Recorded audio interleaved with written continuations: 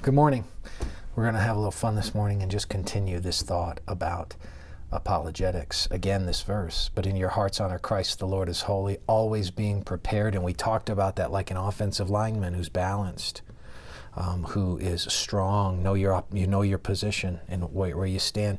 You are knowledgeable of your opponent and their tactics, techniques, and beliefs and structures, and you're learning the process of anticipating what comes next. Well, you're always to be prepared, always being prepared to make a defense to anyone who asks you for a reason, is the word, a reason for the hope, a logon, a rational understanding for the hope that is in you. So when somebody asks you, says, what's your reasons? You better know your reasons. So I'm just going to bang out a few things for you real quick. A reasonable response.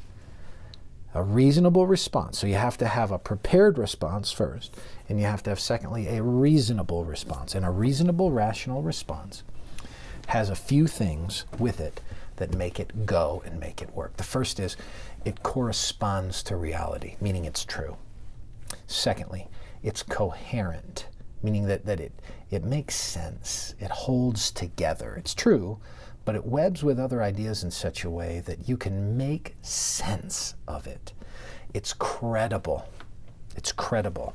That is, it's true, but it's true and can be shown to be true because it has merit or evidence in favor of it. It doesn't have to slam it. It doesn't have to be certain. It has to be reasonable.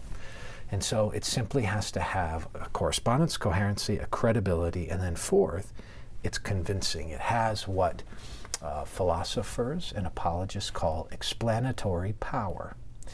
That is, that it can make sense of the available details of the world as we know it.